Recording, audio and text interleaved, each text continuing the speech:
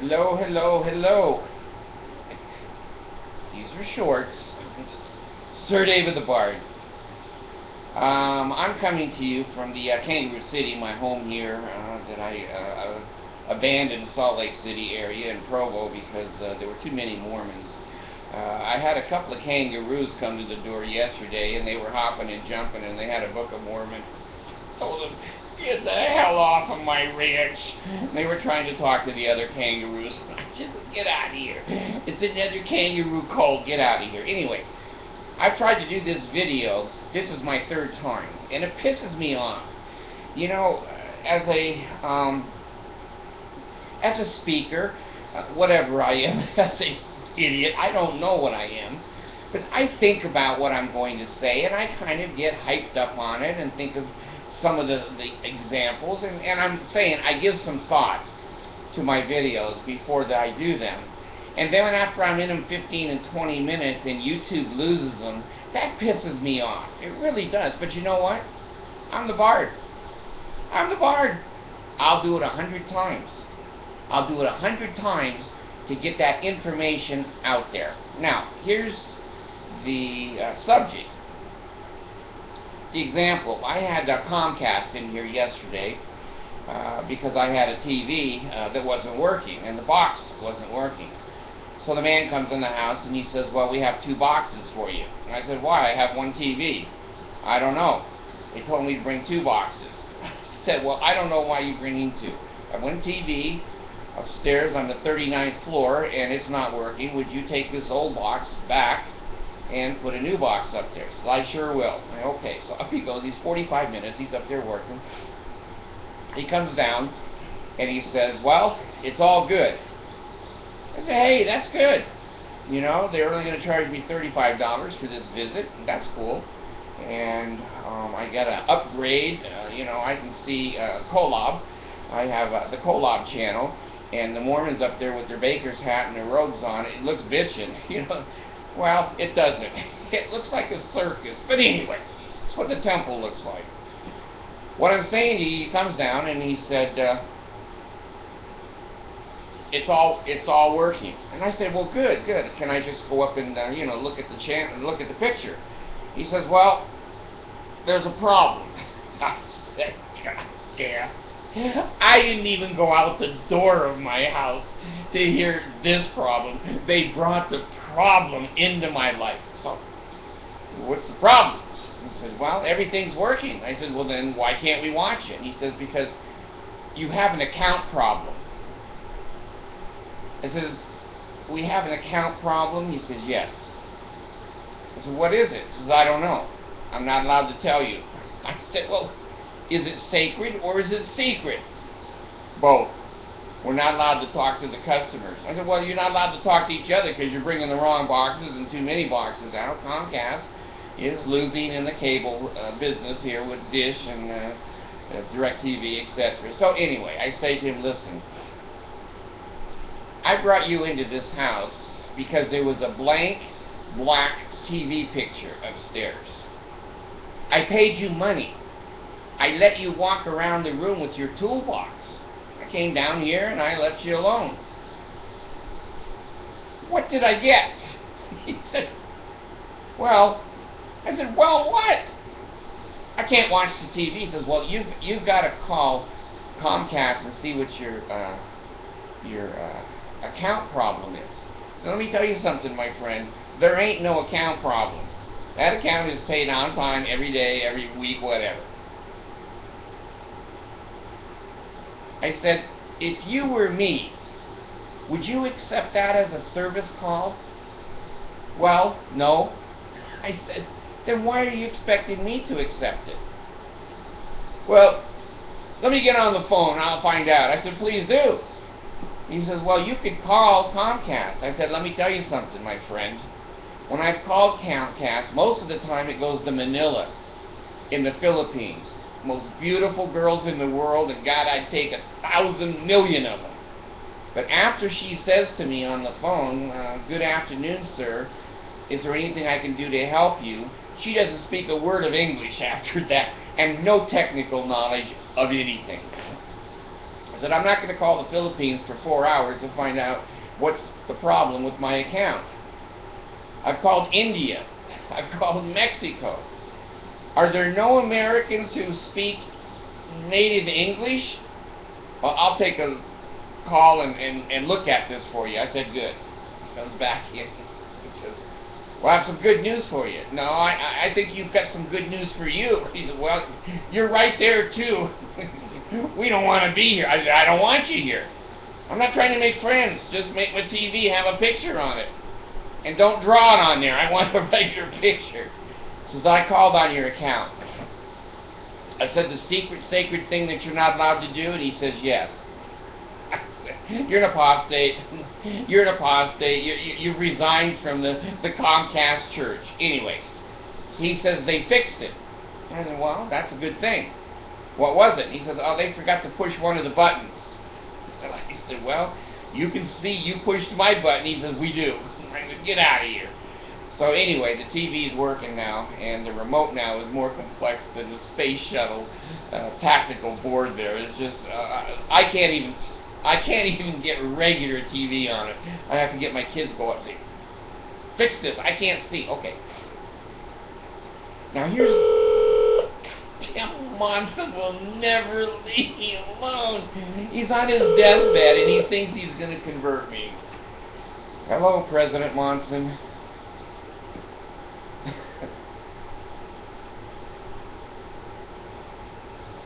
Savannah.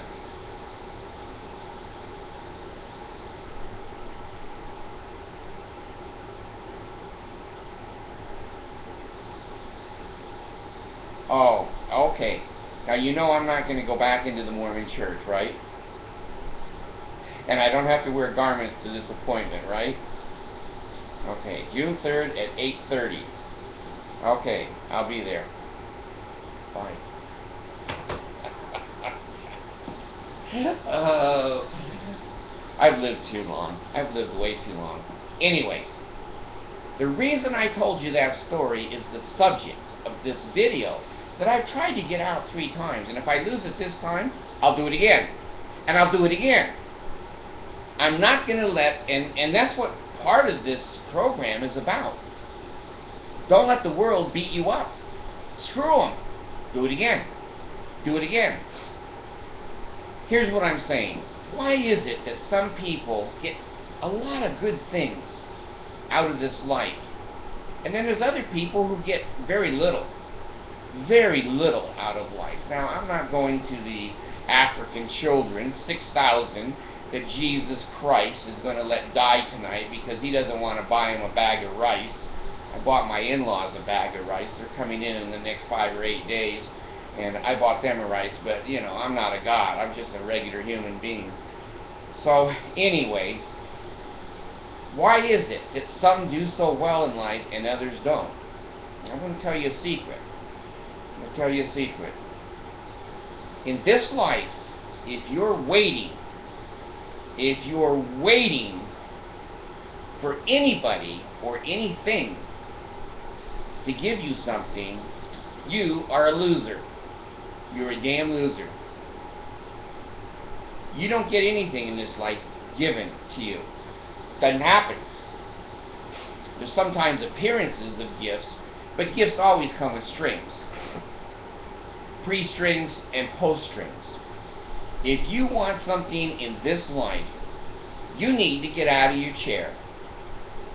You need to put your pants on. You need to go down and start knocking on the doors and hitting the bricks until you get what you want. Until you get what you want. Now, there's a difference between aggressive and assertive. Being bipolar, I don't see that boundary very well. You probably do. You've got a normal brain. I don't see it. Was I assertive with the cable guy, or was I aggressive? Aggressive has a lot to do with language, attitude, the way you stand, the way you challenge. I don't know all these things, but I do know this. If you are not assertive, at least, and maybe not aggressive at the most, you're going to get nothing. And what you do get is worthless. If you inherit money and somebody gave it to you, you're a worthless human being. Like Mitt Romney. Clit Romney. You know? Clit Romney. His father was, I was alive when George Romney was the governor of Michigan. And Mitt got everything given to him. Never had a damn job in his life. Look at him. He's a piece of miserable human being. No one's going to elect him president because he doesn't have a personality. He never went out and developed a personality because he never had to go get a job. He never had to kiss somebody's ass for 10 or 15 years, hate himself, hate the job, and move on until he becomes an independent businessman. Anyway, you've got to take in this life. No one's going to give you. No one's going to give you. I don't like that. I wish the cable guy would just come in, put my TV on, go, shake hands, and out the door he goes. Same way with the dishwasher man and others that I've mentioned here that are idiots. They're idiots. They're ill-trained and ill-advised not to talk to customers. So, in this life, you want it, you take it. I got my BYU education, my undergraduate degree, not one dime. Not one goddamn dime from my parents. No help. Neither was educated. Neither was educated. They thought I was wasting my time. Well, I probably was, now that I look back on a BYU degree. But anyway, I had to take that. And you know what? I worked for Nelson Paint and Glass. I worked for Harold B. What's his name? Provo Glass. What's the name of their company? For years. I stood outside in the damn snow putting windows on ladders in people's houses and their doors broken. Freezing. So cold I couldn't even move my hands. I'd have to run back into the truck, turn the heater on, and put my hands down by the heater so I could use them. One day I pulled a piece of glass off the truck. Everything seemed normal. I looked back. Big, long line of blood. The glass had slipped through my hands. I couldn't feel it, and I was bleeding all over the place. Go home? Ha! Go home! You wrap those with your socks and go back to work. Those days in Provo, if you wanted to make $1 million, there was always a joke. You work 1,000,000 hours. It was $1 an hour. $1 an hour while I was at BYU trying to earn an education and support my wife and one baby. Maybe 2 babies. Maybe Nicole was born by then too. $1 an hour. And I would work from 8 in the morning until 8 at night. God, I can remember a few times I had a damn flashlight in my mouth trying to finish a job. I remember I had a bucket of putty, a 5-gallon bucket of putty that sat outside in the winter in the truck. And the boss told me to bring it in and to mix it up. And I said, okay. So I brought it in, sat it on the table, opened it up, and it was like, I can't tell you. It was like solid clay. And I said, well, how do you mix this up? You got a machine, or what do you do? He says, no, you just put your hands in it and do this until it warms up. Some of you have had those shit jobs. Most of you haven't. Most of you would have turned to the guy and said, fuck you, I'm out of here. Fuck you, I'm out of here.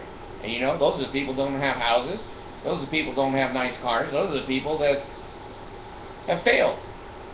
You've got to take it. And I put my hands in that bucket, and I worked it for like an hour. My hands were so cold. When I got home, you know, I had to put them in water for like a half an hour just to keep them warm. I remember I drove bus for Harry Hardman when I was at BYU, and the buses had holes in the front of them where the driver sits, where maybe the chrome came off or whatever. You're going 70 miles an hour, and it's 17 degrees outside. Yeah, your testicles are supposed to be colder than the rest of your body, but God, they're not supposed to be frozen. Sometimes I had to drive with my coat over my lap because I was so cold. Freezing to death. And when I would come home, my nice wife, Janet, had a nice warm bath for me, and I would lay in that warm water to be able to get up at 2 o'clock in the morning and go again. I laid on concrete that was so damn cold that I couldn't hardly ever get up with a drill, a big drill, and a big bit going through the clips of a high-rise so that we could hang the curtain, the glass on the outside, all day long, day after day after day, floor after floor after floor, drilling and laying on that cold concrete. I thought I would die. I didn't. I took it. I took it. Am I a great, big, huge success today? No. I have a house, kangaroo house. I have a couple new cars. Beautiful family. We just bought my medications. It took 2 bag boys to bring them into the house. This is what I'm saying. I'm no better than you. I'm no better. I'm no smarter than you. I'm just a normal guy. But you know what? When I look out there and I see those goddamn people treating me like shit and saying, you're dumb. I have 2 master's degrees. You're dumb. Degrees mean nothing. They mean nothing. Well, but I built all this that we're living in. That means nothing. Let me tell you what does mean something. Stay away from those idiotic, toxic people. And I'm talking a little bit about family here. A little bit about family. My family has to eat my shit right now. Because they said I was a failure. They said I would never amount to anything. They said you're mentally ill, you're never going to get it under control with meds, you are a loser. Well, there were times that I had problems, big problems, just like you guys do, big problems, divorces and custody and courts and whatever. But you know what? I hung on, and I took what I needed. And when I started this show, I didn't start this show to get 1.2 million hits. I started this show to tell my ex-wives what a bitch they were and how they treated me, for better or worse. My ass. My ass. I divorced every one of them because they weren't good enough. But they, oh, I'm glad he's divorcing me. Yeah, after 18 years. Anyway. Don't get me off on ex-wives. I don't know, maybe I could get off. No. Anyway, take what you need. Take your education or your training. They won't hire you. Stand out in front of their front door until they do. No one will listen to you. Keep talking. Until somebody goes, yeah, you know, I want to hear that guy. Never in my life that I think I would ever make any kind of a hopefully positive impression before I leave this earth.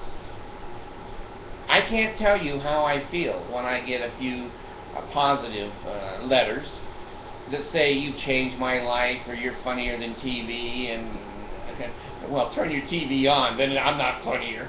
But anyway, people who say that I've helped them or that I've given them a laugh or that I've made them smile, God, that makes me feel like a god. Like a god.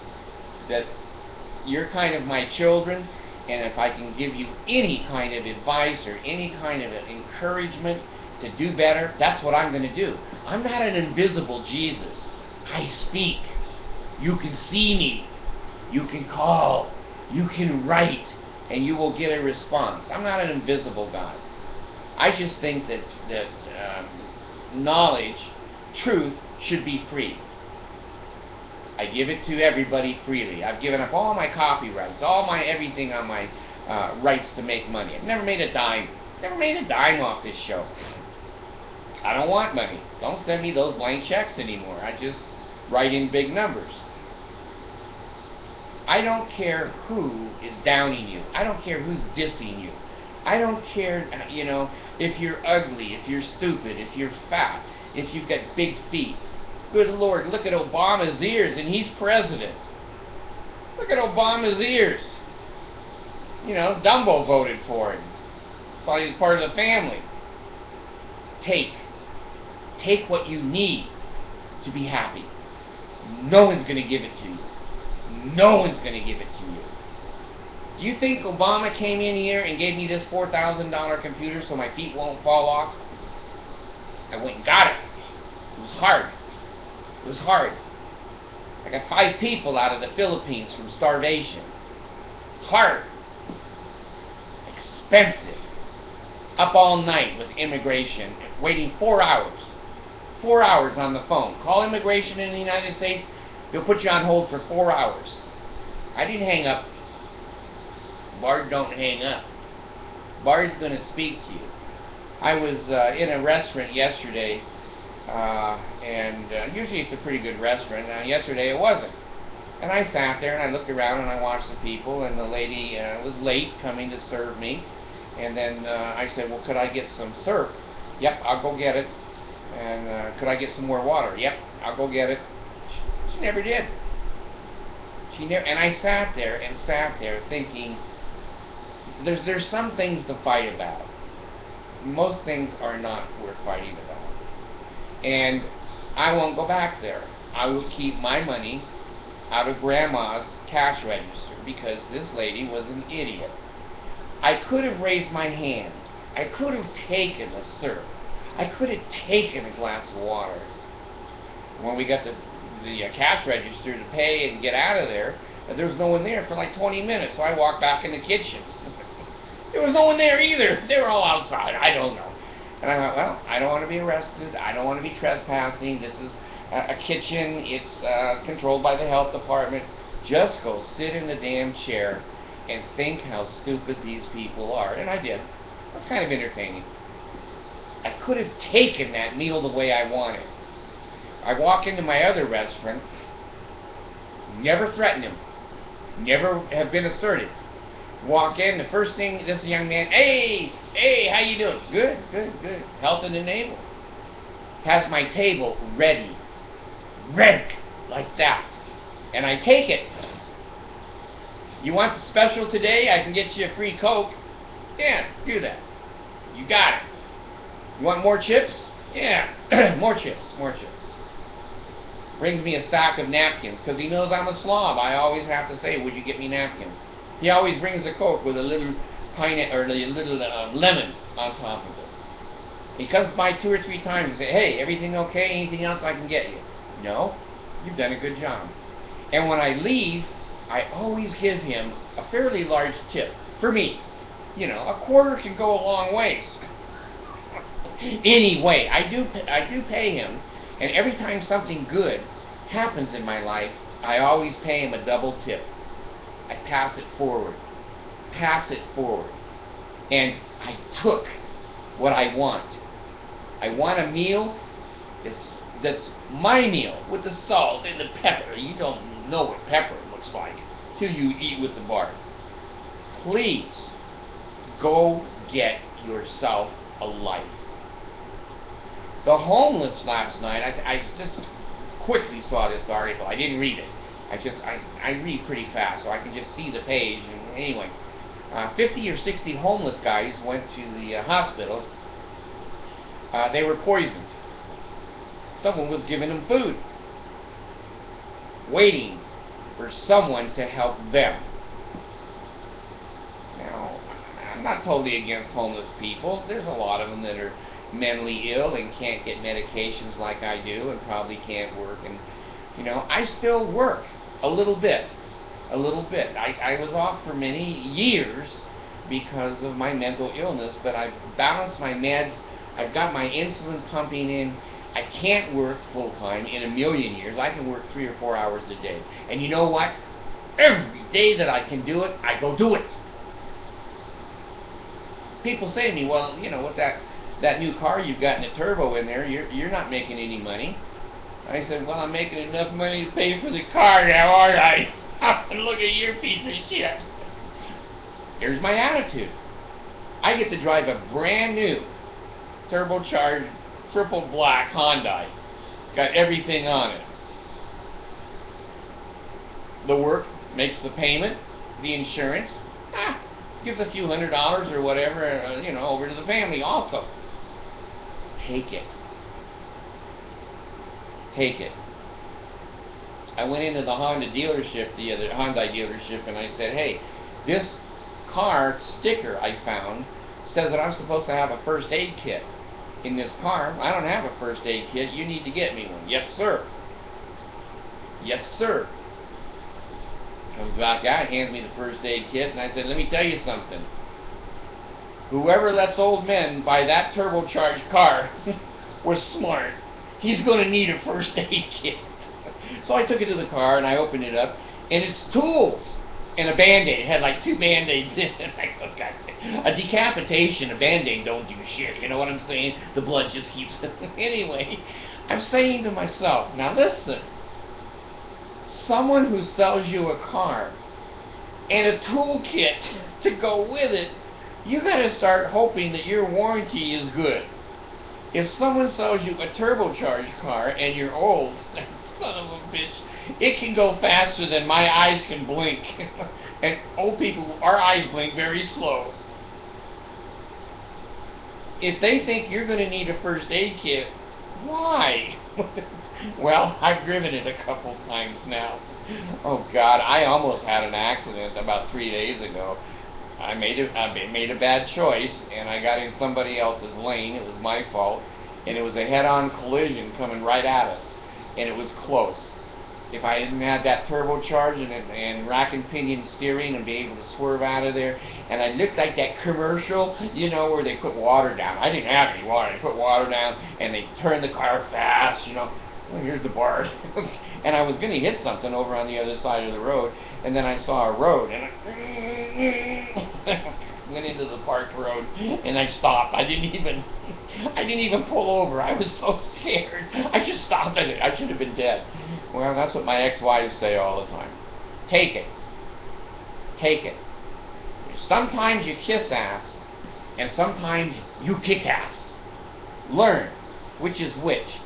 Take in life what you need and a little bit of what you want. Don't go into 7-Eleven with a gun and say, give me your money. You're a loser. You're a fucking loser, man. Go get more education. Stand in front of the company you want to work for, and you just stand there and keep saying, I want to work here. I want to work here. I want to work here. I've hired people throughout my life. The ones that are assertive, they want to be there. They've studied my company a little bit. I've hired them. Black, white, Mormons, no.